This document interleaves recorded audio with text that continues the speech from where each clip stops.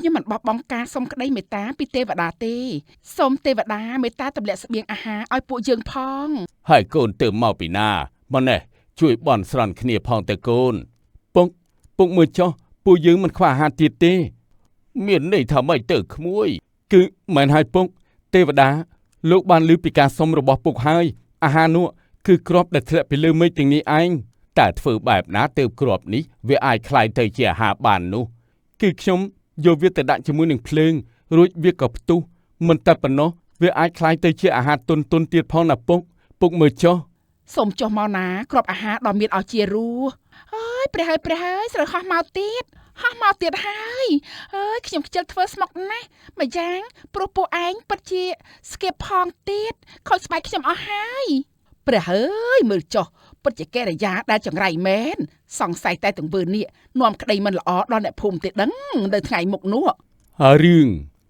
ដំណាលនិទានគ្រាប់ស្រូវកាលពីព្រេងនាយមានព្រឹទ្ធាចារ្យមួយរូបល្បីថាពូកែនិទានរឿងណាស់ចំណែកគ្រប់គ្នាក៏ល្បីថាជាមនុស្សពូកែស្ដាប់រឿងនិទានផងដែរពួកគេមិនដែលរំលងក្នុងការស្ដាប់រឿងនិទានសូម្បីមួយរាត្រីសោះឡើយនៅក្នុងភូមិមេឃមីស្រទុំមុំរូតរាំងមនីដែលដាំងដោយត្រេកអរស្ដាប់រឿងនិទាននាំក្តីល្អអប់រំបវរប្រសើរក្រៃកលញ្យាកំពុងតែដើរបណ្ដើរសូត្រកំណាព្យបណ្ដើរកាត់ចំការចេកនោះស្រាប់តែមានបរិសម្នាក់ចេញមកនឹងបាននិយាយថាសួស្ដីអូនកលញ្យាតើអូនទៅណាមកណានឹងបានជាមានអារម្មណ៍ល្អយ៉ាងនេះបងចាណាងបងចេញមកពីចំការចេកស្ងាត់តែម្ដងហើយបងខ្ញុំភ្ញាក់លុបព្រលឹងអស់លីងអូនភ្ញាក់មិនទេបងសុំទោសណាចាមិនអីទេបងត្រូវហើយខ្ញុំមិនទាន់បានតបបងផងគឺថាខែនេះខែភ្លឺហាត់នេះច្បាស់ជាមានគេទៅស្ដាប់រឿងនិទានច្រើនបើបែបនោះខ្ញុំក៏រីករាយដែរណាបងមិនហើយគ្រាន់តែគិតក៏រីករាយដែរអូនកលញ្យាកុំភ្លេចចាប់កន្លែងទុកឲ្យបងមួយផងណាចាបងមិនហើយអូនតែយប់នេះលោកតានឹងនិទានរឿងឲ្យគ្រប់គ្នាស្ដាប់ក្រោមដើមស្វាយធំឬក៏នៅក្រោមផ្ទះអូនខែភ្លឺខ្យល់ត្រជាក់ដូច្នេះប្រហែលជាក្រោមដើមស្វាយហើយបងបាទអូនបើអញ្ចឹងល្ងាចនឹងបងនឹងបបួលគ្នាទៅឲ្យបានច្រើនផងដែរណាចាបងក្រោមបរិយាកាសដ៏សែនមនោរម្យព្រោះមានខែភ្លឺនិងមានខ្យល់ជំនោរតិចរាត្រីនោះមនុស្សម្នាក៏មកជុំគ្នាក្រោមដើមស្វាយធំមួយដើមនៅក្រោមដើមស្វាយធំលោកតាចៅបន់ឲ្យទៅដល់ពេលយប់ទេមុនគេងបើមិនបានស្ដាប់រឿងនិទានមិនអស់ចិត្តសោះចៅក៏ដូចគ្នាដែរលោកតាសូមលោកតានិទានរឿងពីររឿងមកណាលោកតាពិសាទឹកសិនទៅបាទអរគុណចៅណែចៅតើចៅគិតថាចង់ស្ដាប់រឿងនិទានដែលតាក់ទងនឹងអ្វីដែរភូមិយើងសម្បូរដំណាំស្រូវច្រើនណាស់អ្នកភូមិមានស្រូវហូបផងនិងលក់ចេញទៅក្រៅផងទៀតបើអញ្ចឹងលោកតាជួយនិទានអំពីស្រូវស្រែបានទេគិតចេះចុះតានឹងនិទានអំពីដំណាលនៃគ្រាប់ស្រូវសូមចៅចាំស្ដាប់ចុះណាបានលោកតាសូមលោកតានិទានមកចុះកាលពីព្រេងនាយក្នុងសម័យកាលបុរាណដ៏សែនយូរមានភូមិមួយតូចក្រីក្រណាស់ហើយគ្មានស្បៀងអាហារទេព្រោះពួកគេមិនចេះពីរបៀបធ្វើស្រែធ្វើចម្ការឡើយទេវតាអើយសូមលោកមេត្តាផងត្បិតអីភូមិនេះគ្មានអ្វីបរិភោគទេបើបែបនោះអ្នកភូមិមុខជាស្លាប់មិនខានក្នុងពេលនោះដែរពូសាមក៏បានដើរមកលបងពេលនេះមិនថាទឹកមិនថាសត្វព្រៃក៏គ្មានដើមឈើហូបផ្លែក៏គ្មានដុះខ្ញុំគិតថាពួកយើងគួរតែធ្វើពិធីបួងសួងទៅមិនចឹងអ្នកភូមិមុខជាស្លាប់អស់មិនខានទេលបងមើលចុះខ្ញុំអោនសំពះទេវតាជាង100ដងទៅហើយតែទេវតាលោកគ្មានមេត្តាសោះចាំខ្ញុំចូលរួមជាមួយនឹងលបងដែរទោះបីកាត់សាច់មួយដុំក៏ខ្ញុំសុខចិត្តដែរឲ្យតែទេវតាព្រមទម្លាក់អាហារឲ្យពួកយើងមីងពិសីក៏ដូចគ្នាគាត់ក៏បានដើរមក នឹងបាននិយាយថា លោកបងទាំងពីរខ្ញុំក៏នឹងលះបង់ដែរមិនថាគោរពអោនក្បាលដល់ដី100ដងឬលុតជង្គង់មួយថ្ងៃពេញក៏ខ្ញុំសុខចិត្តដែរ បើអញ្ចឹងពួកយើងលុតជង្គង់ចុះសូមវត្តទេវតានៅទីនេះទាំងអស់គ្នាទៅ ចាស់លោកបង ពួកគាត់ទាំងអស់គ្នាបានលុតជង្គង់សូមអង្វរទេវតាដោយក្តីស្មោះត្រង់អស់ពីពោះលុះបានមួយសន្ទុះធំក្រោយមកក៏នៅតែគ្មានស្បៀងពីទេវតាដដែល ខ្ញុំមិនបោះបង់ការសុំក្តីមេត្តាពីទេវតាទេសូមទេវតាមេត្តាទម្លាក់ស្បៀងអាហារឲ្យពួកយើងផង ក្នុងវេលាគ្រានោះផងដែរក៏មានគ្រាប់ស្រូវធ្លាក់មកជាច្រើនស្រោចស្រពលើផ្ទៃភូមិតែម្ដងតើទេវតាចង់ដាក់ទោសពួកយើងមែនទេតើនេះជាគ្រាប់អីនឹងតើទ្រង់ចង់ឲ្យពួកយើងស្លាប់ដោយសារដាច់ពោះក្នុងគ្រានេះមែនទេអូទេវតាអើយគ្រាប់នេះអាចយកធ្វើអីបានទៅអូលោកអើយលោកម្ដងនេះមុខជាស្លាប់មិនខានទេ លោកបងទាំងពីរមើលទៅទេវតាមិនមេត្តាពួកយើងឡើយ ពួកគាត់ពុំបានស្គាល់ថានោះជាគ្រាប់ស្រូវទេ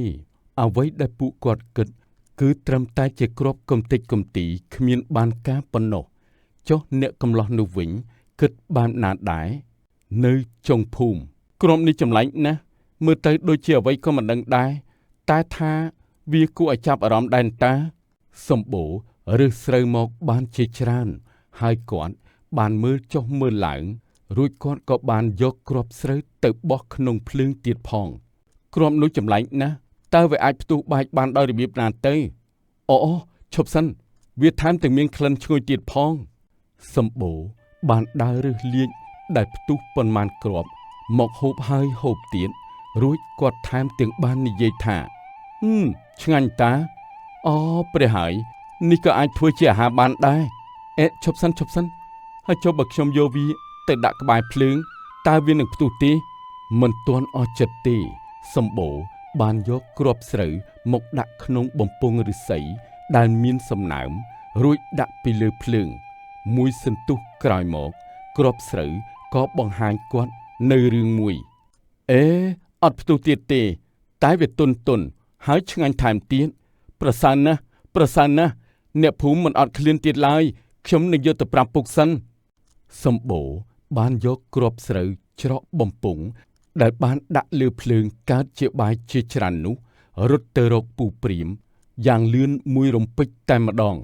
ហើយកូនទៅមកពីណាមកនេះជួយបន់ស្រន់គ្នាផងទៅកូន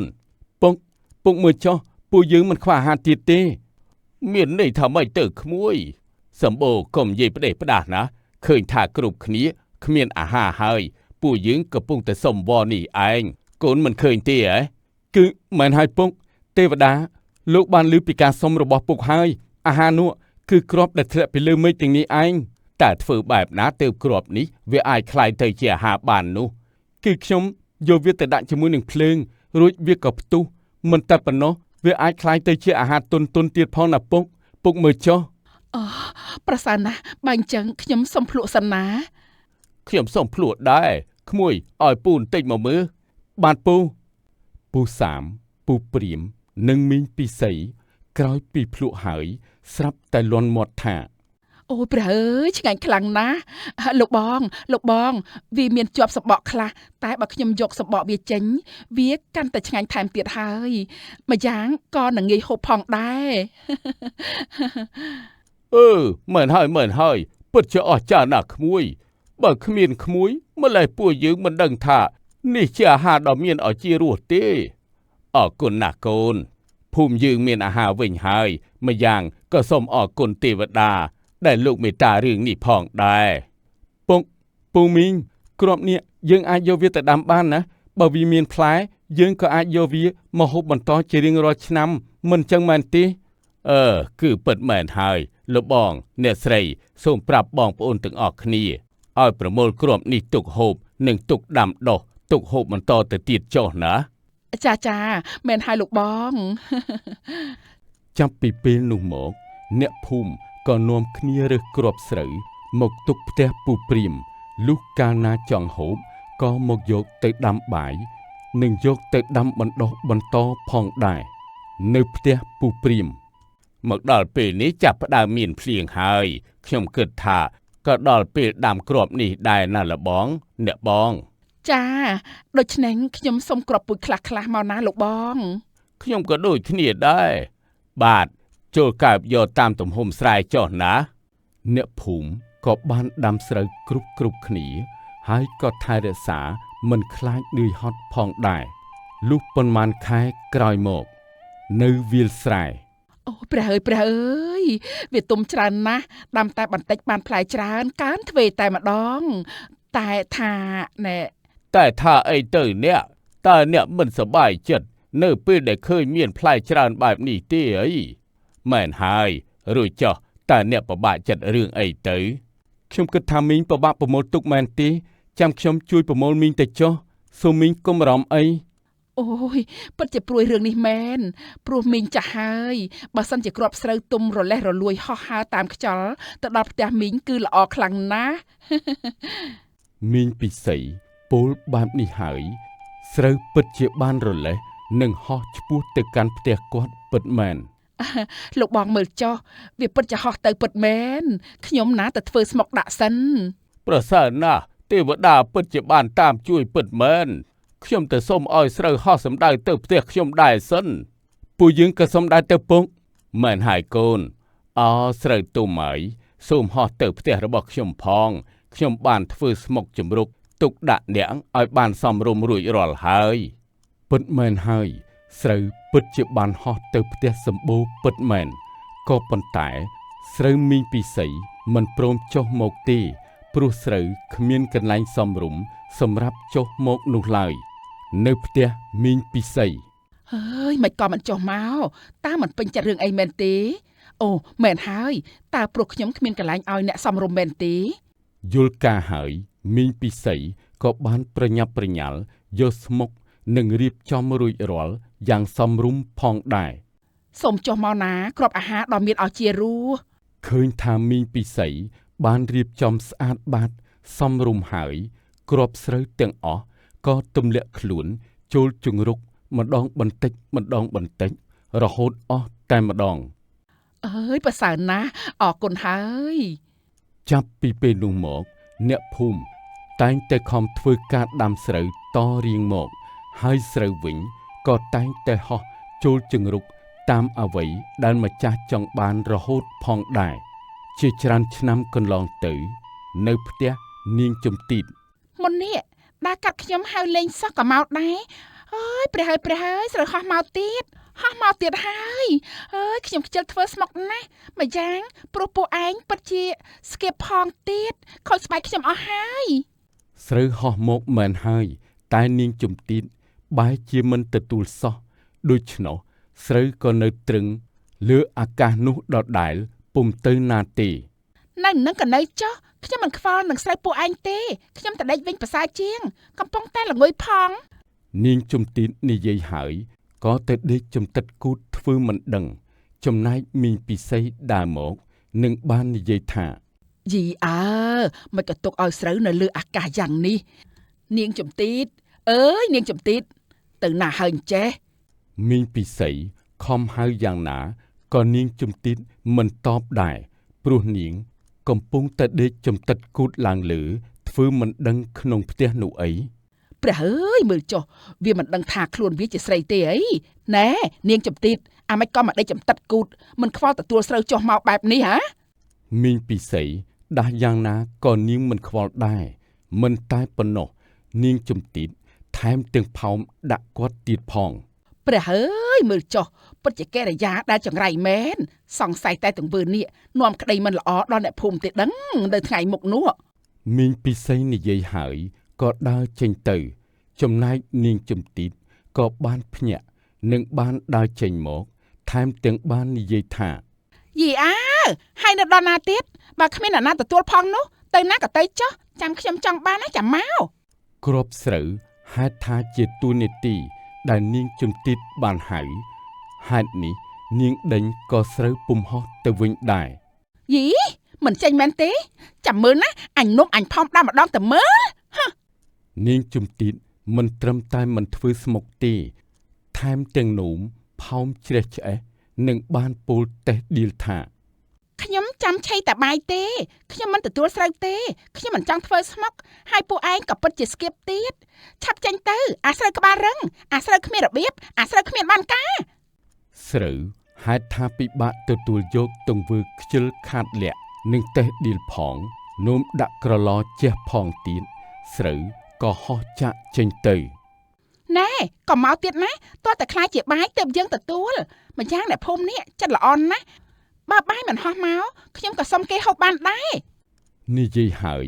នាងស្រាប់តែគោពោះគ្រូកនឹងបាននិយាយបន្តថា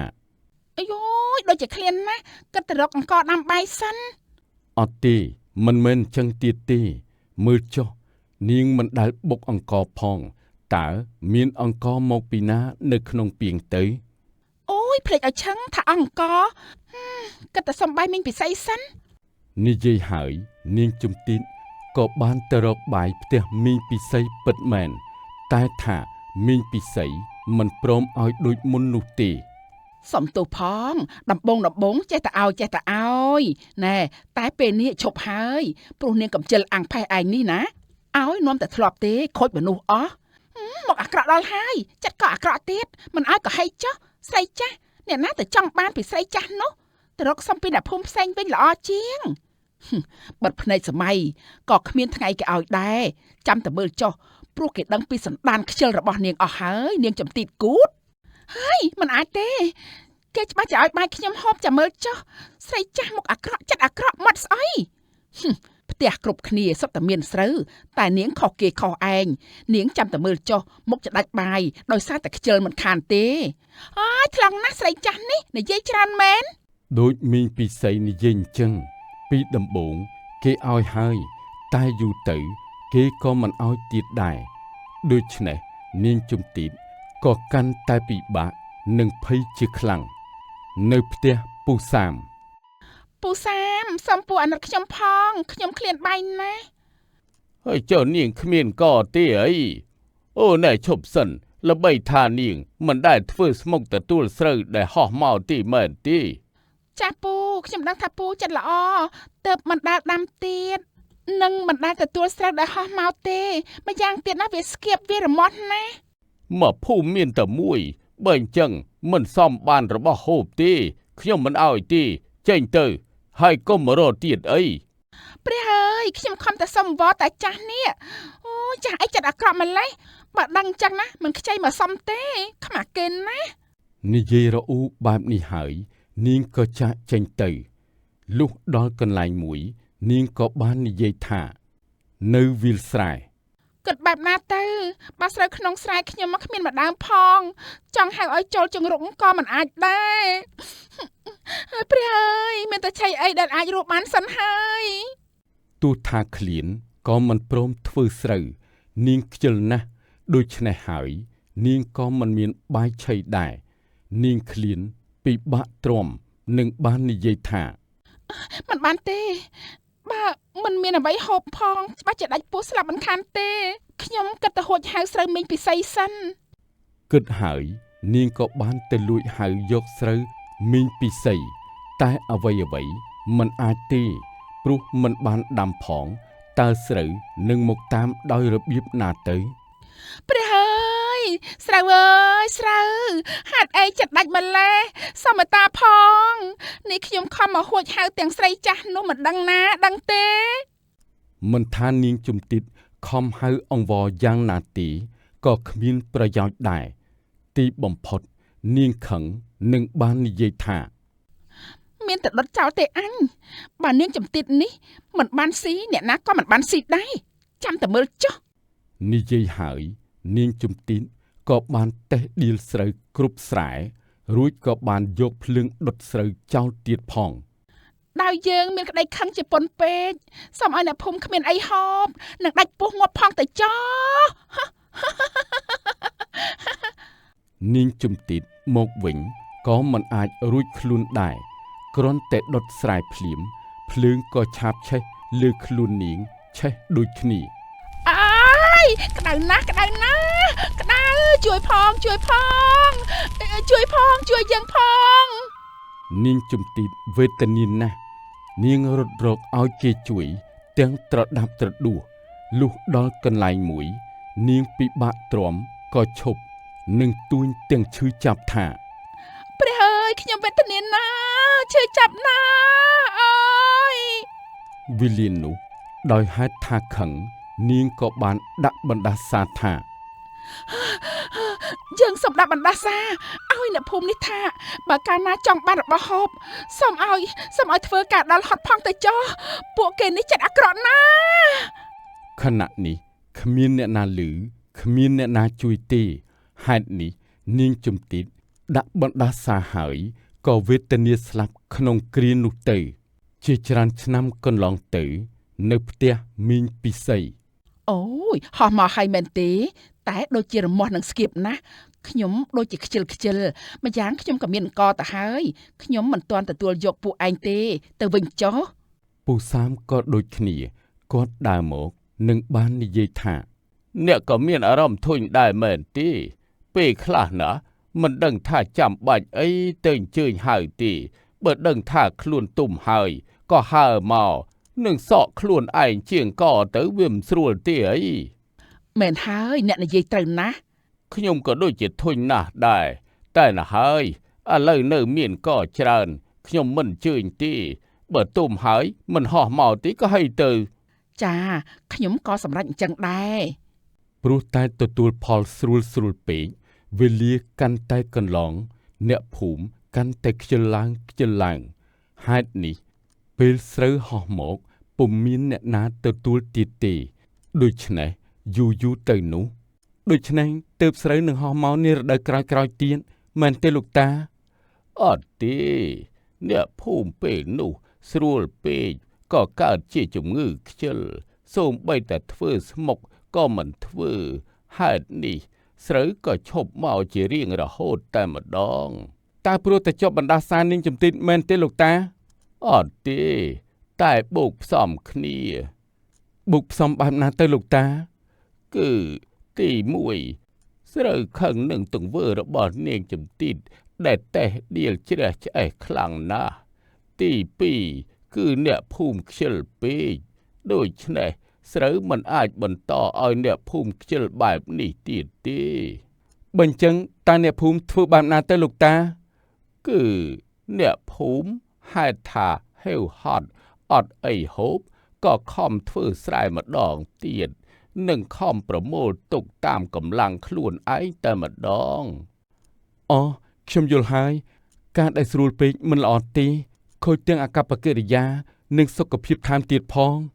ម្យ៉ាងទៀតយើងត្រូវធ្វើការនិងតាំងចិត្តតស៊ូផងដែរបាទមែនហើយចៅ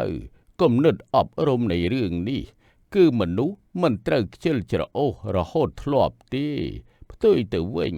គឺត្រូវចេះជួយគ្នាចិត្តល្អនិងតស៊ូផងដែរចាស់យល់ហើយលោកតាល្អហើយចៅបានហើយរឿងស្រូវចប់ហើយចៅទៅគេងចុះតាក៏ហត់ណាស់ដែរបាទចៅសូមអរគុណលោកតាចៅសូមជម្រាបលាហើយអូនកលញ្ញាបងទៅផ្ទះវិញហើយណាលាហើយលោកតាលាហើយកលញ្ញាចាស់បងទាំងពីរប្រយ័ត្នផងណាដោយលោកតាសេកមានប្រសាសន៍អញ្ចឹងជាមនុស្សចូលកុំទម្រុនខ្លួនពេកព្រោះធ្វើឲ្យខ្ជិលមិនចេះធ្វើការមិនរឹងមាំហើយថែមទាំងមានជំងឺឈឺទៀតផងណែក្មួយតើក្មួយទៅសែនអ្នកតាព្រៃដែរទេមីងគិតថានឹងយកផ្ទីស្លសម្រាប់យកទៅសែនដែរហើយបាទមីងខ្ញុំមិនទៅសែនព្រោះខ្ញុំដូចជាមិនសូវជឿលើអ្នកតាព្រៃប្រមាណទេឯងជាមនុស្សបែបណាមិនមិនខ្លាចបារមីយើងបែបនេះគឺលោកមែនទេដែលជាអ្នកតាព្រៃនោះអូហូលោកមើលទៅហាក់មានរិទ្ធចេស្តានណាស់ណោះមែនហើយយើងមានរិទ្ធចេស្តានណាស់ហេតុនេះហើយទើបអ្នកភូមិតែងតែគោរពយើងលើកលែងតែឯងម្នាក់ប៉ុណ្ណោះ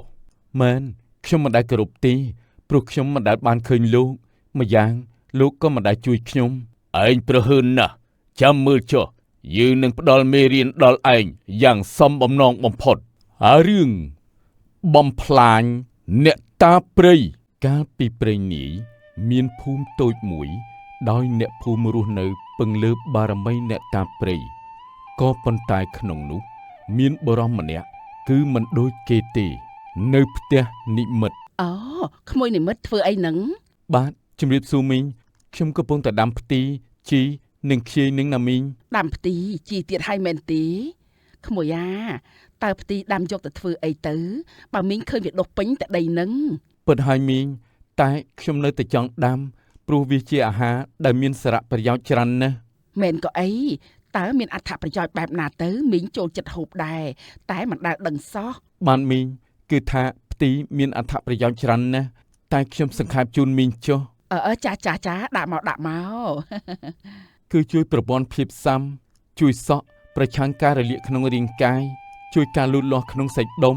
ជួយផ្សះរបួសបំបត្តិការហើមពោះនិងជួយដល់អ្នកទាំងនោមផ្អែមផងដែរអូព្រះអើយមីងណាជួនកាលដកចោលទៀតផងគួរឲ្យស្ដាយខ្លាំងណាស់ពេលដែលបានដឹងពីអត្ថប្រយោជន៍បែបនេះនោះបាទមីងណែក្មួយតើក្មួយទៅសែនអ្នកតាព្រៃដែរទេមីងគិតថានឹងយកផ្ទីស្លសម្រាប់យកទៅសែនដែរហើយបាទមីងខ្ញុំមិនទៅសែនព្រោះខ្ញុំដូចជាមិនសូវជឿលើអ្នកតាព្រៃប្រមាណទេក្មួយជឿទៅក៏មិនខុសអីដែរកុំធ្វើអីខុសពីគេពីឯងអីណាបាទមីងនិយាយពីមីងណុចនិយាយហើយក៏ដើរហួសទៅផ្ទះចំណែកនិមិត្តវិញក៏បាននិយាយម្នាក់ឯងថាតាំងពីខ្ញុំធំដឹងក្តីមកមិនដែលឃើញអ្នកតាព្រៃផងឲ្យខ្ញុំជឿយ៉ាងម៉េចទៅ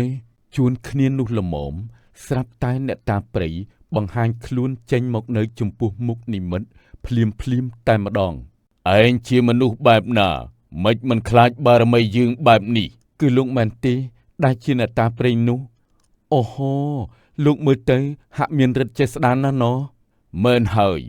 យើងមានរិទ្ធចេស្តានណាស់ហេតុនេះហើយទើបអ្នកភូមិតែងតែគោរពយើងលើកលែងតែឯងម្នាក់ប៉ុណ្ណោះមែនខ្ញុំមិនដែលគោរពទេព្រោះខ្ញុំមិនដែលបានឃើញលោកម្យ៉ាងលោកក៏មិនដែលជួយខ្ញុំនេះឯងនិយាយឌឺដងមើលងាយយើងមែនទេកុំទាន់ខឹងអីខ្ញុំចង់មានន័យថាខ្ញុំមិនគោរពតែខ្ញុំក៏មិនប្រមាថឯណាយើងយល់ហើយតែយើងសួរឯងតើឯងព្រមធ្វើជាបរិវាររបស់យើងទេ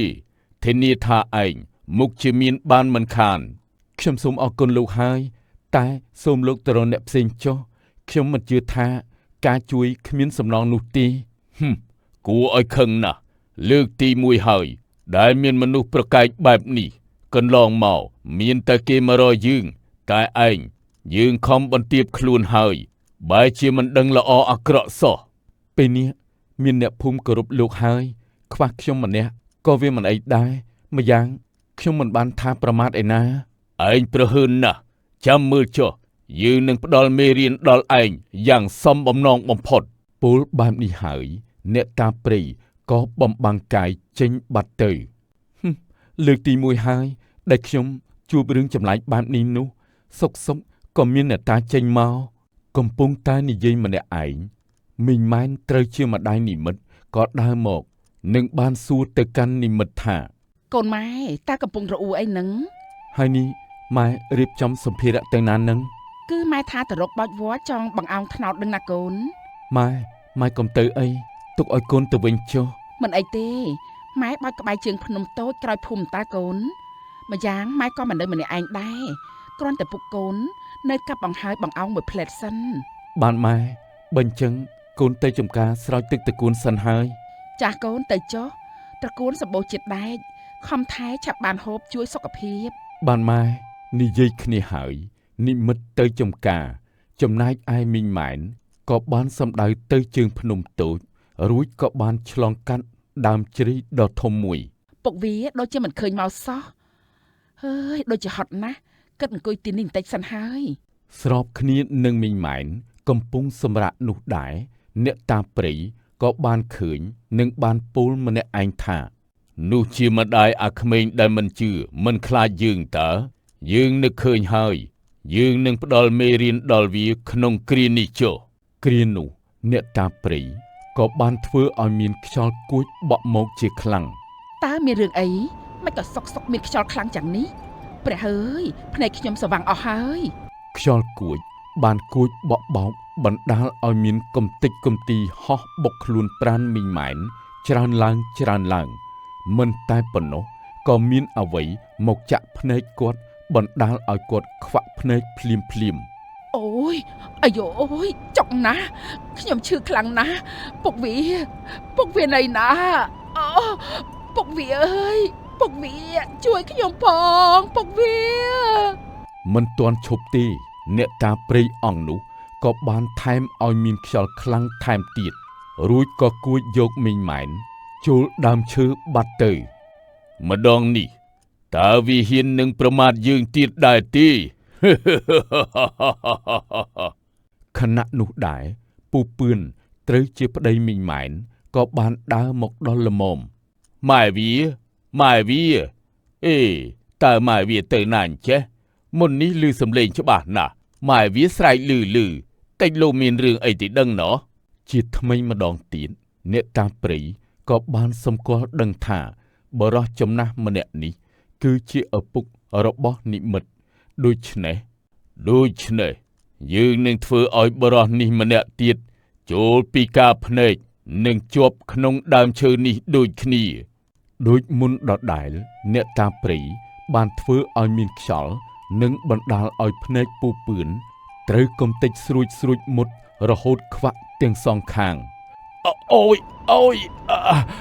យឈឺណាកូននិមិត្តកូនណៃណាមកជួយពុកផងកូនពុកឈឺណាកូននិមិត្តមិនយូរទេគ្រានោះអ្នកតាព្រៃក៏បានធ្វើឲ្យពូពឿនរលាយរូបនិងរសាត់ចូលក្នុងដើមឈើនោះដូចគ្នា ថ្មើរនេះវាមុខជាដេកព្រួយព្រោះបាត់ឪម៉ែវាមិនខានទេ វេលារំកិលប៉ុន្មានយាមនិមិត្តកើតសេចក្តីព្រួយបារម្ភណាស់ព្រោះបាត់ពុកម៉ែឈឹងចិត្តគាត់នៅមិនស្ងប់ហើយបាននិយាយនឹងខ្លួនឯងថាតើម៉ែនឹងពុកទៅបោចវល្លិអីក៏យូរម្លេះណោះខ្ញុំពិតជាបារម្ភណាស់ខ្ញុំទៅតាមរកពុកនឹងម៉ែសិនទើបបានគ្រានោះដែរមាលីក៏បានដើរចេញមកនិងបាននិយាយថាបងនិមិត្តបងកំពុងគិតថាចង់ទៅណានឹងអូគឺមាលីមែនទេមាលីបងកំពុងគិតថានឹងទៅរកពុកនឹងម៉ែនឹងណាពុកម៉ែទៅបោចវល្លិមិនទាន់មកវិញទេហើយមិនចិត្តយកទៅហើយពូនឹងមីងមិនទាន់មកទៀតសង្ស័យតែប្រមូលវល្លិមិនទាន់រួចហើយបងអូនមាលីរួចចុះនោះជាស្អីដែរចាអូមែនហើយអូនភ្លេចឲ្យឈឹងនេះជាមើមត្រាវដែលពុកជីកបានបងយកទៅទុកហូបចុះបានអូនបងអរគុណហើយណាបងនិមិត្តណាបងកុំបារម្ភពេកអីពូនឹងមីងមកវិញឥឡូវហើយបាទអូនចាបាញ់ចឹងអូនលីហើយបាទប្រយ័ត្នផងណាអនាគតប្រពន្ធបងចាបងបន្ទាប់ពីមេលីបានចាកចេញទៅនិមិត្តក៏សម្ដៅទៅតាមរកឪពុកម្ដាយលុះដើរដល់ដើមឈើធំមួយនិមិត្តក៏បានជួបរឿងមួយនៅជិតដើមជ្រៃនៃទីអាស្រ័យរបស់អ្នកតាព្រៃណែអាមនុស្សមិនស្គាល់ល្អអាក្រក់ខ្វះការគោរពនិងមិនកោតខ្លាចយើងតើឯងទៅណាមកណាអូខ្ញុំចាំបានលោកគឺជាអ្នកតាព្រៃសោះត្រូវហើយខ្ញុំកំពុងទៅតាមរកឪពុកម្ដាយខ្ញុំនឹងណាតើលោកមានការអីដែរមើលកិរិយាចុះពិតជាមិនចេះភ្ញាក់ផ្អើលនិងមិនចេះគោរពមែនណោនេះយើងជាអ្នកតាទាំងមូលណាបើអញ្ចឹងខ្ញុំសូមសម្ដែងការគោរពទៅចុះហើយខ្ញុំក៏សូមលាដែរសូមលាសិនហើយលោកអ្នកតាព្រៃណែឈប់សិនយើងដឹងថាពុកម៉ែឯងនៅទីណាហើយ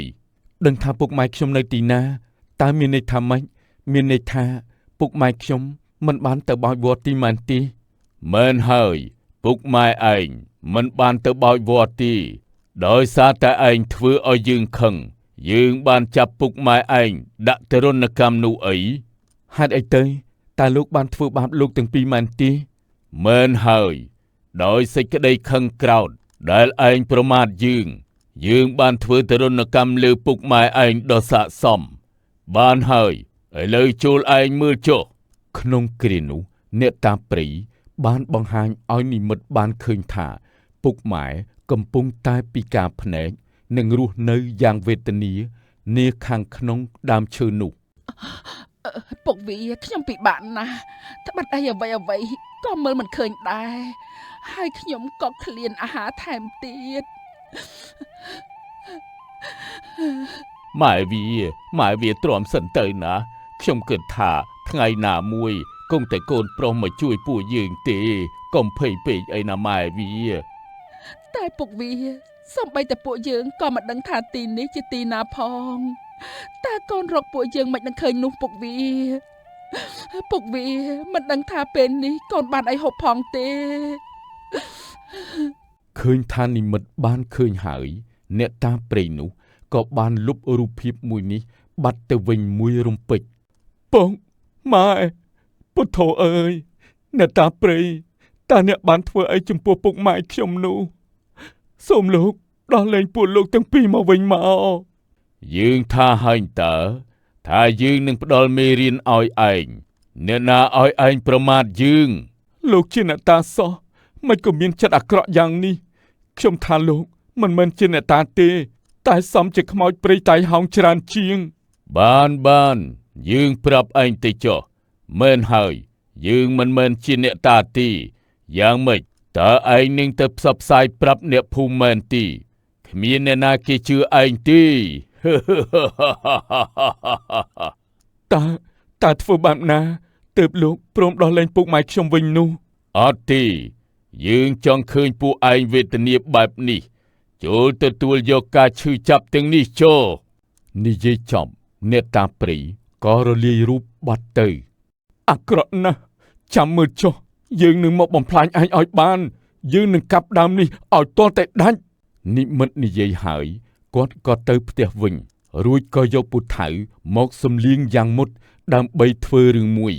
ខ្ញុំសន្យាហើយថាចាប់ពីពេលនេះទៅខ្ញុំនឹងកម្ចាត់អ្នកតាព្រៃនោះឲ្យទាល់តែបាន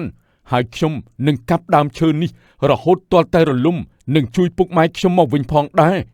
និយាយហើយគាត់ក៏យកពូថៅទៅដល់ដើមឈើដ៏ធំម្ដងទៀតយ៉ាងលឿនក្នុងថ្ងៃនោះតែម្ដងនៅជិតដើមឈើធំជាថ្មីនេះជាជំរើសហើយពុកម៉ែកូនជឿថាកូនអាចជួយលោកទាំងពីរបាននេះណែរលាយទៅខ្ទេចទៅដាច់ទៅអាដើមឈើចង្រៃដាច់ទៅនេះណែឮសំឡេងនិមិត្តកាប់ហើយអ្នកតាព្រៃបិសាចក៏ចេញមកនឹងបាននិយាយថាណែតើឯងចង់កាប់ដើមនេះមែនទេគ្មានសង្ឃឹមទេបិសាចអ្នកភូមិជឿលើបិសាចដូចឯងតែយើងអត់ទេយើងនឹងប្រកាសសង្គ្រាមជាមួយនឹងឯងហើយណែបរោះល្ងងទីនេះអ្នកភូមិគោរពណាស់បើយើងមិនសម្លាប់ឯងអ្នកភូមិក៏សម្លាប់ឯងជំនួសយើងដែរឯងចាំតែមើលចុះនិយាយហើយអ្នកតាព្រៃក៏បំបាំងកាយចេញបាត់ទៅហើយគ្រានោះមាលាក៏បានដើរមកល្មមបងនិមិត្តមិនក៏បងកាប់ដើមឈើនេះអញ្ចឹងក្រែងនេះជាដើមឈើដែលមានអ្នកតាស្នាក់អាស្រ័យនិងជាទីដែលអ្នកភូមិតែងតែគោរពមែនទេទីនេះមិនមែនគួរឲ្យគោរពទេព្រោះទីនេះជាទីនៃបិសាចតម្យ៉ាងពុកម៉ែបងកំពុងតែជាប់នៅក្នុងនោះទៀតផងបងនិយាយជាការពិតមែនទេបងនិមិត្តទោះបងមិនជឿដើមនេះក៏ឲ្យទៅចុះតែបងក៏មិនគួរមកបំផ្លាញទីដែលស័ក្តិសិទ្ធិដែរណាបងអូនមីលីបងត្រូវតែបំផ្លាញទីនេះមិនស័ក្តិសមនឹងទទួលការគោរពទេអូនថយទៅម្ខាងទៅបងកាប់វាសិនតែបងមើលទៅហត់ពេកណាស់បងសម្រាប់សិនទៅវេលានោះអ្នកតាព្រៃក៏ចេញមកវិញម្ដងទៀតតែមីលីមិនអាចឃើញដូចជានិមិត្តនោះទេតាមពិតនាងជាសំណប់ចិត្តឯងមែនទេចាំមើលថាបើយើងយកនាងទៅបាត់តើឯងធ្វើអីបានទៅឯងចង់ធ្វើអីបងនិយាយជាមួយអ្នកណាហ្នឹងគឺអាខ្មោចព្រៃនឹងហើយអូនឆាប់រត់ទៅឲ្យឆាប់ឡើងគ្មានផ្លូវទេឯងរត់ទៅណាមិនរួចឡើយអ្នកតាព្រៃបានធ្វើឲ្យមានខ្យល់ម្ដងទៀតដូចលើកមុនចឹងហើយមីលាក៏មើលអ្វីពុំឃើញឡើយប្រើយមិនក៏មានខ្យល់ខ្លាំងម្ល៉េះបងនិមិត្តបងនៅទីណាអូនមើលអីមិនឃើញទេបងអូនមីលាអូនយ៉ាងម៉េចទៅហើយអូនមីលាអ្នកតាលោកឈប់ភ្លាមទៅអត់ឈប់ទេហើយយើងក៏នឹងឃុំនាងជាមួយនឹងតាយាយនោះក្នុងដើមឈើនេះដែរហើយតាមពិតមានរឿងអី ជួយផងមានរឿងអីជួយផងមីលីដូចគ្នានឹងពូមឿននិងមីងម៉ែនចឹងដែរពេលនោះនាងក៏ពិការភ្នែកនិងជាប់ក្នុងដើមឈើនោះបាត់ទៅអូនមីលី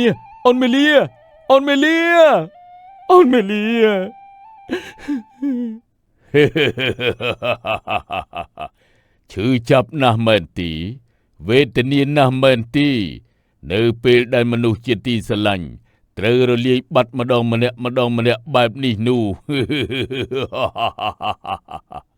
យើងមិនលើកលែងឲ្យឯងទេ